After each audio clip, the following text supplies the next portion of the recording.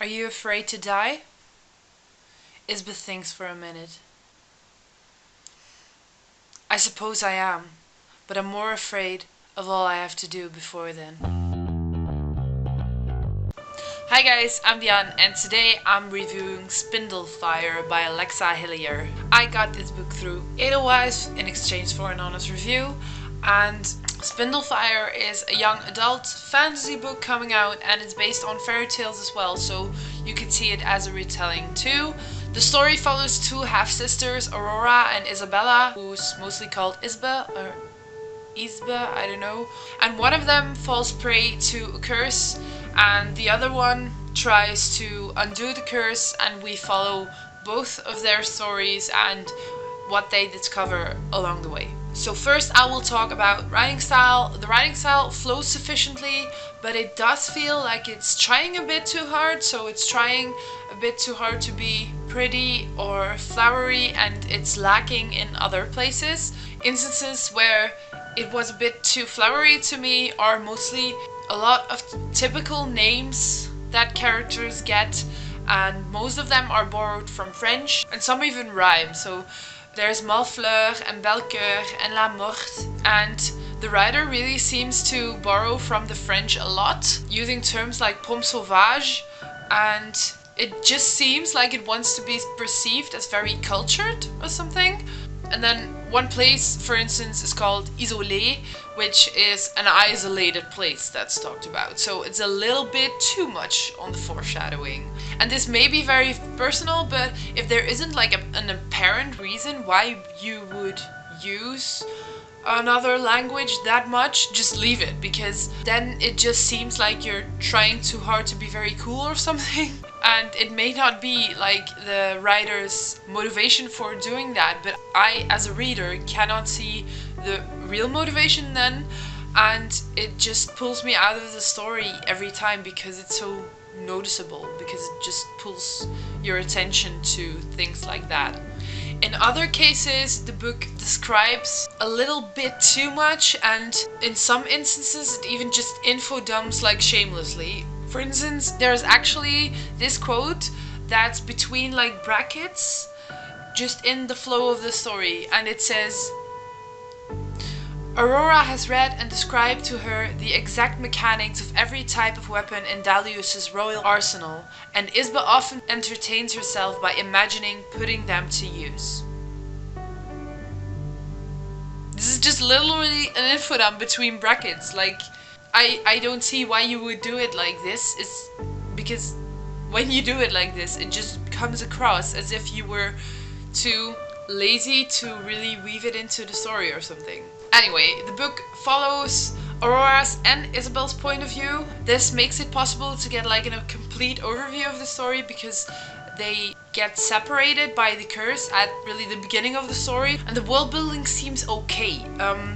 It doesn't really explain things in a great way, but it's clear what sort of world the story is taking place in. It doesn't seem like a very original world, so it's like your brain goes to the default Middle Ages kingdom on its own, so it doesn't really have to world build that much, but it does result in kind of this typical old kingdoms feel that you get from a lot of other stories and novels you've heard so many times before.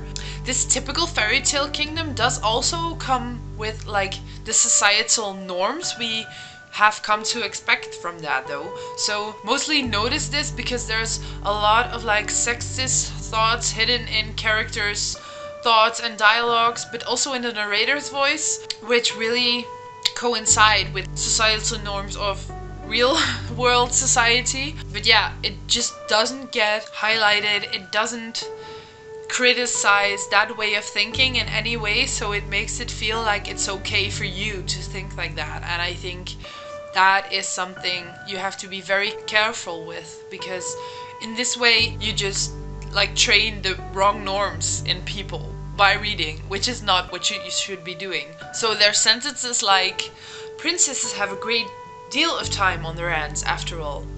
do they? I get the idea. This is people are like have to do a lot of stuff to be perceived as like the great fancy princess. And then it's like, I suppose they thought beautiful and silent makes an ideal princess, which is like a gray area, but it isn't really said like it isn't. Princesses should be able to think for themselves. You know, it isn't criticized openly either. There are also snippets of the not like other girls trope in there, which was just really bad to see that one over and over again. And another worrying instance is that Aurora gets practically assaulted and then thinks that it must have been a misunderstanding. It must have been? Really? It's just not okay how this glazes over things that are actually happening in the real world, because just no. There are also just things in there that I can't see which purpose they serve and are just blatantly women defiling. The fog surrounding it appears quaint, like a lady's skirt. A lady they are going to ravage and make theirs. Don't tell me that there was no other way in which you could have made that message clear, because there are a million ways. Then, interesting and sort of reverse sexist is that in this world a lot of fairies are like a thing, and female fairies reign on their own because they live way longer than their male counterparts. So that is really interesting, because that is like kind of a positive thing going on, I guess. And it also implicitly criticizes like some forms of religion and how that is taking place in the world in corrupt ways. So I guess I just really had problems with like figuring out in my brain, because there's a lot of things going on that are not okay, and then there are messages in the story that are very positive and inclusive as well. So main characters in the story are Isabella and Aurora.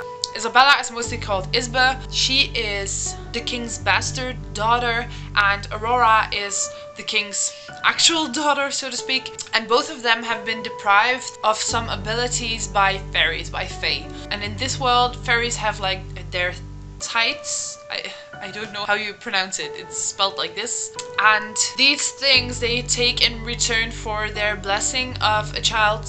So yeah, Isbe is blind and Aurora cannot speak or feel. These magical disabilities are in there and they naturally play a pretty big role in the story. And there are some very realistic parts in there, which is really admirable. For instance, Aurora comes up with this kind of sign language so she can communicate with Isabella. I don't have any of the disabilities described in this book, so I can't speak for people who do. But while I had like a lot of problems with this story in terms of like writing style and norms that are being communicated, I thought that specifically the treatment of these disabilities was actually done pretty okay, I guess, and seemed pretty realistic to me. The book even stands up for Isbe in a scene where like someone is testing how blind she is by like waving their hand in front of her face. Of course, she just feels like the movement of air, and her friend Gilbert then stands up for her by telling that other person that this is not okay and to stop it. The characters just seem pretty typical overall. Isbe is a bastard and is treated as such, but also behaves very submissive herself. She also thinks that Aurora is like the beautiful one and the smart one and makes a great princess. And while that is actually, it's really okay to look up to other people and to love your friends in a way like that, but it's accentuated pretty heavily, so it started to annoy me as the story went on, because at the same time it just really means that Isbe doesn't really think much of herself at all. The relationships between the characters really directly correlate with the plot, and the story really centers around two different kingdoms which are to be joined by marriage. When the curse is activated, however, this plan is derailed and the planned marriage cannot take place. Different relationships morph and grow into something else. Like we have friendships in there, we have a few love interests of course, but they don't all just pan out exactly in the way you expect them to per se. So I guess that's kind of original for YA. Yeah, the plot really isn't wildly original, but it's sufficiently fun. And while I had like a lot of problems with the story and the writing, it was interesting enough to keep me reading, because I could have DNF'd it, you know, but I did want to see what happened next. But I did really find myself skipping like a little longer descriptions to get to the point faster. So yeah, I want to give 2 trigger warnings for animal cruelty and sexism. I gave Spindlefire 2 out of 5 stars. The premise is great and I was really looking forward to this. The cover is beautiful, but there are like so many little things lacking in the execution of the idea that I can't help but hope that like the writer and editor are able to put out like a second improved edition, because I think the story could be so much more than it is right now. I wasn't really convinced enough to keep up with this series, because this will be a series. I don't know how many books there will be yet, but I do absolutely recommend this for people who are looking for a story that's like a new take and like a combination of classic fairy tales that we've all really heard before. So yeah, I thought Spindlefire was okay, but maybe you will like it more. It comes out on April 11th, and I will see you guys soon. Bye!